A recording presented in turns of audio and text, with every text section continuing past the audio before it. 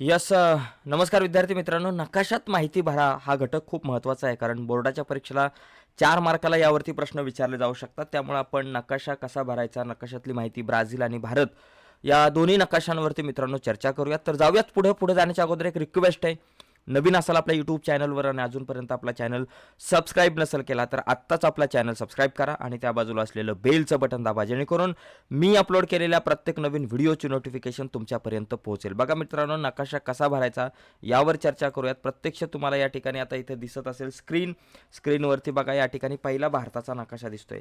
आता याच्यामध्ये बघा आपल्याला काय काय दाखवायचं आहे. पहिली गोष्ट म्हणजे आपल्याला दिसतंय की पश्चिम हिमालय या ठिकाणी आपल्याला दाखवायला सांगितलेलं आहे.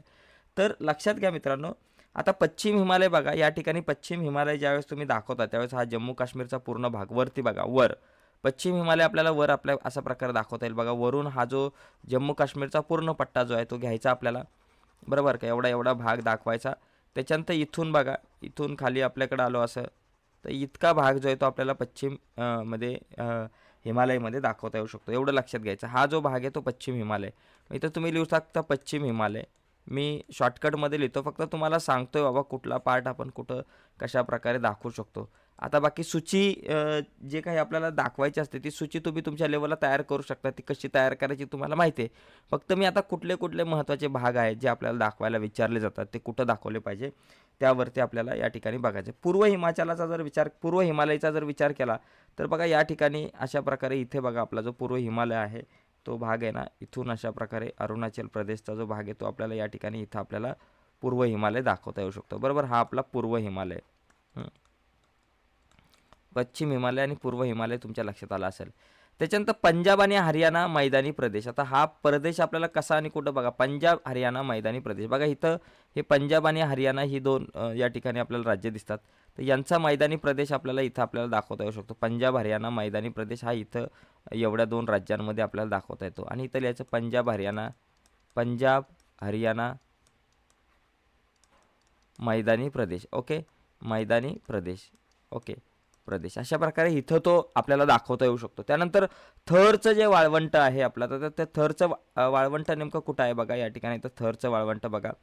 थरचे जे वाळवंट आहे ते बघा इथं आपल्याला साधारणतः राजस्थानमध्ये थरचे वाळवंट एवढ्या भागामध्ये आपल्याला इथं दाखवता येऊ शकतं. ओके, हे काय झालं, थरचे वाळवंट.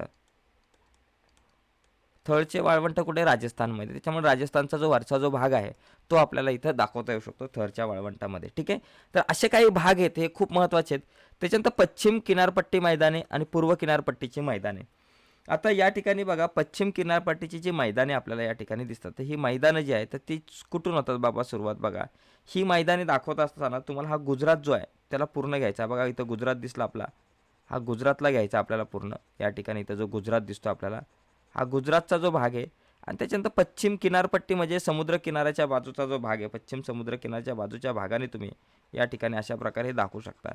हे काय झालं तुमचं पश्चिम किनारपट्टी मैदाने, पश्चिम किनारपट्टीची मैदाने. इथं लिहा वाटलं तर पश्चिम किनारपट्टीची मैदाने, पश्चिम किनारपट्टीची मैदाने. ठीक आहे, ही झाली मैदाने, पश्चिम किनारपट्टीची मैदाने. त्याच्यानंतर पूर्व किनारपट्टी. आता पश्चिमेला पश्चिम किनारपट्टीची आणि पूर्वेला पूर्व किनारपट्टीची. मग पूर्व किनारपट्टीची मैदानी कुठं दाखवणार तुम्ही, पूर्वेला दाखवणार बघा. इथून अशी पूर्व बाजूला पूर्वेला असे दाखवायचे, पूर्वेला बघा अशा प्रकारे पूर्वेला पूर्व किनारपट्टी मैदानी प्रदेश. बस एवढा काही विषय नाही. पश्चिम आणि पूर्व एकदम सोपा आहे मित्रांनो. पश्चिम किनारपट्टी मैदानी प्रदेश पश्चिम बाजू, पश्चिम दिशेला दाखवायचं. पूर्व किनारपट्टी मैदानी प्रदेश इथं दाखवायचं. पूर्व किनारपट्टी मैदानी प्रदेश इथं आपल्याला दाखवता येईल. ओके, हे बघा बरं का, नीट समजून घ्या सगळ्या गोष्टी. हे झालं. त्याच्यानंतर पश्चिम घाट आणि पूर्व घाट खूप सोपं आहे मित्रांनो, इतकंच अवघड नाही. आता बघा या ठिकाणी पश्चिम आणि पूर्व घाट कुठं दाखवायचं. पश्चिम किनारपट्टी मैदानी प्रदेश आहे ना, त्याला लागून पश्चिम घाट असतो आपल्याकडे. त्याला लागून आपला महाराष्ट्राच्या एंडिंगपासून इथून सुरुवात करायचा. हा झाला पश्चिम घाट तुमचा, एकदम सोपा आहे. हा झाला तुमचा एवढा भाग. तुम्ही काय दाखवू शकता, इथून असा पश्चिम घाट तुम्हाला या ठिकाणी इथून दाखवता येईल. याला लागूनच असतो. ओके, हा झाला तुमचा पश्चिम घाट. पश्चिम घाट काय झाला, पश्चिम किनारपट्टी मैदानीला लागून. आणि पूर्व घाट कुठं दाखवायचा तुम्हाला बघा, पूर्व किनारपट्टी मैदानीला लागून तुम्ही पूर्व घाट इथून दाखवू शकता. पूर्व घाट जर दाखवायचा झाला तर तुमचा पूर्व घाट इथून असा तुम्ही दाखवू शकता. पूर्व घाट कुठं, या ठिकाणी पूर्व किनारपट्टी मैदानी प्रदेशाला लागून. एकदम सोपा विषय, काय याच्यामध्ये इतकासा अवघड विषय नाही आहे. त्यानंतर सिक्कीम बघा, सिक्कीम कुठं दाखवता येईल बघा. सिक्कीम राज्य या ठिकाणी इथं आहे सिक्कीम. सिक्कीम एका वर्षी आला होता बोर्डाच्या परीक्षेला म्हणून घेतला. नर्मदा नदी बघा, नर्मदा नदीचा जो काही उगम आहे तो मध्य प्रदेशमधून होतो, हे लक्षात घ्यायचं. मध्य प्रदेशमधून येतो आणि महाराष्ट्राच्या वरच्या टोकाला थोडंसं बाँड्रीला टच करून नर्मदा नदी जी आहे ती डायरेक्ट गुजरातमध्ये गुजरातच्या मार्गाने ती अरबी समुद्राला मिळते. आता इथून जर दाखवायचं झालं तर बघा, या एवढ्या भागामधून आपण इथून अशा प्रकारे ही नर्मदा नदी इथून वाहत वाहत येऊन महाराष्ट्राच्या ज्या वरच्या टोकाला बघा इथून अशी घ्यायची आणि पुढं डायरेक्ट ही नर्मदा नदी जी आहे ती अरबी समुद्राला मिळते गुजरातमधून. एवढं फक्त लक्षात ठेवायचं. तिला महाराष्ट्राच्या आतमध्ये आणायची नाही, वरच्या ह्या टोकावरून आपल्याला न्यायचे. नंदुरबार वगैरे त्या साईडला तिथून जाते ती. पुढचा मुद्दा बघा, लक्षद्वीप बेटे जे आहे ते आपल्या इथं खाली बघा, इथं खाली कुठंतरी तुम्हाला दिसतील ही लक्षद्वीप बेटे. हा प्रश्न खूप महत्त्वाचा आहे कारण सध्या लक्षद्वीप विषय खूपच जबरदस्त पद्धतीने घेतला होता पर्यटनाच्या दृष्टीने केंद्र शासनाकडून, त्याच्यामुळे भारताकडून. त्यामुळे लक्षद्वीप बेटे हा IMP मुद्दा आहे, हा विचारला जाऊ शकतो यावेळेस. ओके, त्याच्यानंतर पुढे जाऊयात मित्रांनो. लक्षात आलं असेल तुम्हाला काय कुठल्या गोष्टी कशा, आता बरीचशी गिचमीड झाली पण समजून घेण्याचा प्रयत्न करा. व्हिडिओ परत एकदा रिवाईज करून बघा, तुमच्या लक्षात येईल. पुढचा मुद्दा बघा, लोकसंख्येची विरळ घनता असणारे राज्य. आता पहिलं काय, जम्मू काश्मीर. या ठिकाणी बघा जम्मू आणि काश्मीर या ठिकाणी इथं तुम्हाला दाखवता येऊ शकतं. जम्मू आणि काश्मीर या ठिकाणी बघा.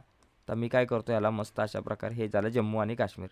ओके, हे जम्मू काश्मीर तुम्ही इथं अशा प्रकारे दाखवलं काय, लोकसंख्येची विरळ घनता असणारे राज्य. त्याच्यानंतर अरुणाचल प्रदेश. आता अरुणाचल प्रदेश आहे त्याला आपण काय करू, एकदम थोडंसं अरुणाचल प्रदेश, बरं, अरुणाचल प्रदेश पण आपल्याला दाखवता येईल याच पद्धतीने. आपल्याला बघा अरुणाचल प्रदेश जो आहे तो अरुणाचल प्रदेश बघा इथं वरच्या बाजूला आहे. मगाशी आपण हिमालय दाखवलं त्या अनुषंगाने बघा आपल्याला दाखवता येईल. अरुणाचल प्रदेश बघा इथे हाच आहे लोकसंख्येची विरळ घनता असणारे प्रदेश. एक जम्मू काश्मीर झालं आणि एक आपल्याकडं अरुणाचल प्रदेश. इथं लिहा अरुणाचल प्रदेश, अरुणाचल प्रदेश झाला. त्याच्यानंतर नागालँड जे आहे, नागालँड जे आहे ते अरुणाचल प्रदेशच्या खालचाच भाग जो आहे तो नागालँड इथेच. ओके झालं. त्याच्यानंतर लोकसंख्येची मध्यम घनता असणारे राज्य महाराष्ट्र, पंजाब आणि कर्नाटक. आता बघा हा महाराष्ट्र आपला, महाराष्ट्र इथं आपल्याला दिसतोय. पंजाब बघा या ठिकाणी तुम्हाला जम्मू काश्मीरच्या खालीच इथं पंजाब आहे आपल्याकडं. आणि तिसरा जो आहे आपल्याकडे कर्नाटक, महाराष्ट्राला जोडूनच महाराष्ट्राच्या खालीच आपला कर्नाटक असतो. ओके, ही काय बाबा या ठिकाणी आपल्याला आहे मध्यम लोकसंख्येची घनता. मग इथं वाटलंच तर मध्यम लोकसंख्येची घनता याला वाटलंच तर थोडंसं डार्क करा तुम्हाला तुमच्या पद्धतीने. बघा इथं हे आहे, त्याच्यानंतर आपलं महाराष्ट्र आहे. व्यवस्थित करा, मी जरा घाई आपल्या वेळ कमी आहे त्याच्यामुळे मी पटापट आपला घेतो विषय. महाराष्ट्र आणि कर्नाटक आपल्याला या ठिकाणी इथं दिसतं. ठीक आहे, तर एवढी राज्य आपल्याला दाखवता येतील. पुढचा मुद्दा बघा या ठिकाणी की लोकसंख्येची दाट घनता असलेले राज्य. आता पश्चिम बंगालमध्ये दाट घनता आहे. पश्चिम बंगाल कुठं बघा इथं, हा जो आपला पश्चिम बंगाल या ठिकाणी बाबा लोकसंख्येची दाट घनता आहे. पश्चिम बंगाल आपल्याला व्यवस्थित दाखवता आला पाहिजे, नाही तर दाखवायला बांगलादेश गडबड होऊन जायची सगळी. याला जोडून खाली बांगलादेश आहे. तर हा झाला आपला पश्चिम बंगाल. ओके, इथं वाटलंच तर लिहा पश्चिम बंगाल, पश्चिम बंगाल. त्याच्यानंतर आपल्याकडे काय बाबा केरळ आहे. दक्षिण भारतातील सर्वात लोकसंख्या असलेलं राज्य बघा केरळ. इथं जे आहे आपण बघायला गेलो तर इथं एक दाट घनता आहे लोकसंख्येची केरळमध्ये. आणि केरळ नंतर काय बाबा येतं बिहार. बिहार बघा या ठिकाणी तुमचं इथे बिहार आलं, हे तुमचं पश्चिम बंगालला जोडूनच बिहार आहे. त्याच्यानंतर इथं त्याच्यात शेजारी उत्तर प्रदेश आहे, हे झालं आपलं बिहार. ओके, इथं काय बाबा तुमची लोकसंख्येची दाट घनता आहे या ठिकाणी. ओके, असं आपण दाखवू शकतो.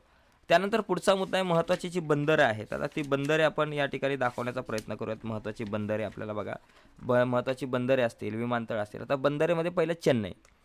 आता चेन्नई कुठं आलं बाबा, चेन्नईचा जर विचार केला तर बघा इथं चेन्नई, आपल्या इथं येईल चेन्नई. चेन्नई चेन्नई हे एक महत्त्वाचं बंदर आहे आणि बंदरे सगळी समुद्रकिनारा आहे, लगतच आहे. पोरबंदर गुजरातमध्ये येतं. मग गुजरातमध्ये या ठिकाणी तुम्ही इथं पोरबंदर, आता मी सध्या फक्त सांगतोय तुम्हाला कुठं काय, पोरबंदर इथं आलं.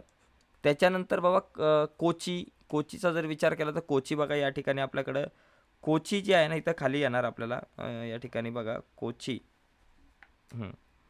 कोची का कोटा आहे, कोची, हा कोची इथं खाली बघा तामिळनाडू आपल्या केरळमध्ये कोची आहे आपल्याकडे इथं कोची.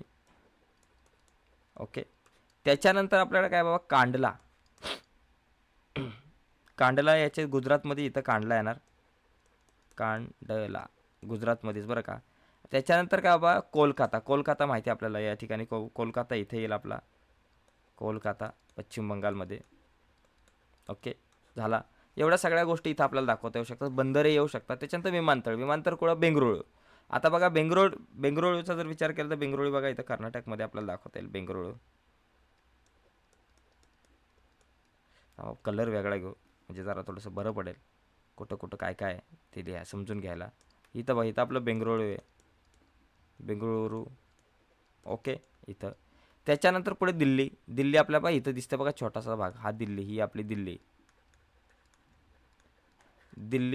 दिल्ली नंतर काय बघा पुणे कुठं महाराष्ट्रामध्ये इथं येईल बघा पुणे. आणि पुणे नंतर आपल्याकडे एक तिरुवनंतपुरम. बरं का तिरुवनंतपुरम बघा इथं खाली टोकाला या ठिकाणी आपल्या ह्या साईडला इथं दाखवायचं केरळमध्ये खाली. एक मिनटं ह्या इथं आपल्याला दाखवता येईल तिरुवनंतपुरम. ओके तिरुवनंतपुरम इथं आपल्याला या ठिकाणी हे दाखवता येईल. ठीक आहे. त्याच्यानंतर प्रमुख लोहमार्ग आता आपल्याला दाखवायचे. तर लोहमार्ग जर दाखवायचे असतील तर ते लोहमार्ग आपल्याला कुठं कुठं दाखवता येतील बघा. पहिला मुंबई कुठं आपली इथं मुंबई. ठीक आहे आलं लक्षात. मुंबई नंतर इटारसी. आता इटारसी बघा या ठिकाणी मध्य प्रदेशमध्ये येते. इटारसी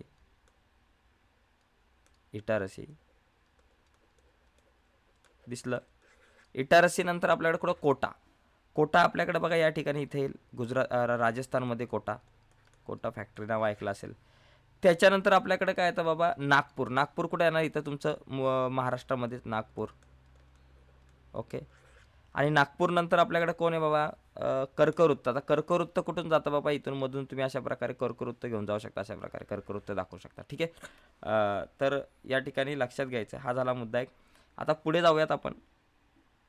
पुढचा मुद्दा बघू या ठिकाणी ब्राझील.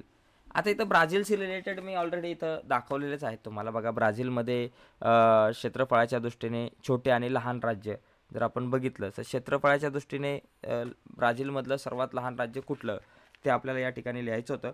आणि दुसरा मुद्दा या ठिकाणी बघा क्षेत्रफळाच्या दृष्टीने जर आपण सर्वात लहान राज्य जर आपण या ठिकाणी बघितलं तर सेगिर्पे हे बघा हे एक नंबरला जे दिसतंय ते सगळ्यात लहान राज्य आहे क्षेत्रफळाच्या दृष्टीने. ब्राझीलची राजधानी ब्राझिलिया इथं दिसते. ॲमेझॉनॉस राज्य बघा इथं दाखवलं आपण. त्याच्यानंतर पाराना राज्य बघा इथं पाराना राज्य दाखवलं. आणि अमापा राज्य या ठिकाणी ही राज्य दाखवायला आपल्याला येऊ शकतात. बऱ्याचदा बोर्डाच्या परीक्षेला रिपीट काही गोष्टी झालेल्या आहेत. त्यानंतर बघा इथे माराजा बेट बघा माराजा बेट या ठिकाणी इथं दिसले तुम्हाला. त्याच्यानंतर पिको दी नेब्लिना आपल्याकडे बघा मार्च हा 2 वेळा या ठिकाणी प्रश्न विचारला होता. बघा पिको दी नेब्लिना या ठिकाणी नेब्लिना इथं दिसतंय. पॅन्टेनल दलदल प्रदेश बघा पॅन्टेनलचा दलदल प्रदेश इथं आहे. आणि इथंच आपल्याला ॲमेझॉन सापडतो बघा इथं पॅन्टेनलचा दलदल प्रदेश. आवर्षण चतुष्कोन बघा या ठिकाणी इथं दाखवलं आहे. आवर्षण चतुष्कोन इथं दिसला तुम्हाला वरती. इथे बघा इथे त्याच्यानंतर कटिंगा बघा या ठिकाणी कटिंगा आवर्षण चतुर्कोशच्या बाजूलाच इथं कटिंगा दिसतं बघा. हा एरिया एवढा दाखवता येऊ शकतो. कॅसेनोचे पुळण या ठिकाणी कॅसेनोचे पुळण जे आहे ते आपल्याला या ठिकाणी मला तर वाटतं दाखवायचं विसरलो मी. कॅसेनोचे पुळण जे आहे ते थोडंसं दाखवायचं आपल्याकडे काहीतरी राहून गेलेलं आहे. तर हे कुठं दाखवता येईल फक्त एकदा चेक करू आपण. बघा कॅसिनो पुळण आहे बघा या ठिकाणी इथं खाली आपल्याला दाखवता येऊ शकतं. बघा इथं खाली इथं अशा या ठिकाणी इथं खाली आपल्याला दाखवता येऊ शकतं कॅसिनो पुळण. ओके इथं आपल्याला दाखवता येईल. ओके पुढे बघा पॅराना नदी बघा इथे या ठिकाणी दाखवले तुम्हाला लाल कलरमध्ये. पुढे बघा आपल्याला सोनेरी तांबरीन कुठे बाबा आहे बघा या ठिकाणी इथं दिसते आपल्याला सोनेरी तांबरीन. त्याच्यानंतर ॲनाकॉन्डा कुठे दिसतो बघा इथं हे बघा इथं ॲनाकॉन्डा दाखवला आहे. पण पॅन्टनॉल एरिया जो आहे इथेच आपल्याला ॲनाकॉन्डा दाखवतो. कोंडोर जो आहे कोंडोर बघा या ठिकाणी इथं आहे कोंडोर. त्याच्यानंतर गुलाबी डॉल्फिन आपल्याला या भागामध्ये इथं आढळतात. ब्राझीलमधील महाकाय अँडोकॉन्डा कुठं आढळतो इथंच तुम्हाला दाखवलं बघा पॅन्टनॉलमध्येच आढळतो. पंपासचे गवताळ प्रदेश इथं खाली आहे ना तुम्हाला पंपास गवताळ प्रदेश दाखवता येईल. आणि काटेरी झुडपी वने बघा इथं या ठिकाणी दिसतात तुम्हाला. दिसली इथं काटेरी झुडपी वने जे आहे ते आपल्याला दाखवता येऊ शकतात. नकाशे जे आहे ते नीट भरा. कसे भरायचे ते सांगतो. कुठली काळजी घ्यायची ते मी शेवटी तुम्हाला सांगणार आहे. त्याच्यामुळे काय टेन्शन घ्यायचं काम नाही आहे. पुढे बघा पुढे या ठिकाणी बघा लोकसंख्येची विरळ घनता असणारी राज्य. आता विरळ घनता कुठं ॲमेझॉनॉस आणि या ठिकाणी या राज्य ॲमेझॉनॉस आणि त्याच्यावरती जे एक राज्य आहे आपल्याला सराइमा या ठिकाणी आपल्याला लोकसंख्येची जी काही घनता आहे ती या ठिकाणी ती कमी आढळून येते आपल्याला. ओके रोराइमा सराइमा नाही रोराइमा आपल्याकडे या ठिकाणी रोराइमा. ओके रोराइमा या 2 ठिकाणी आपल्याला मध्यम विरळ घनता आढळते. आणि लोकसंख्येची मध्यम घनता साओ पावले या ठिकाणी आपल्याला या ठिकाणी लोकसंख्येची जी काही मध्यम घनता जी आहे बघा, या ठिकाणी आपल्याला दोन प्रकारची घनता बघितली. एक विरळ घनता आहे आणि लोकसंख्येची मध्यम घनता जी आहे ती साओ पावले या ठिकाणी बघा इथं या ठिकाणी हा जो भाग आहे मध्यम घनता असणारा जो एरिया आहे बघा, इथं साओ पावले हा भाग आहे, साओ पावले. ओके, या ठिकाणी हे आपण म्हणू शकतो. त्याच्यानंतर दाट घनता असणार राज्य. दाट घनता आपल्याला या ठिकाणी लोकसंख्येची मध्यम घनता असलेली राज्य जी आहे ना, ओके ओके ओके एक सॉरी मध्यम घनता असलेली राज्य ही नाही बरं का, साओ पावले नाही आहे मध्यम घनता असलेली राज्य. मध्यम घनता असलेली राज्य जी आहे ती या ठिकाणी आपल्याला काय दिसतात, पॅराना आणि सांता कॅटरिना ही मध्यम घनतेची राज्य आपल्याकडं असलेलं दिसून येतं.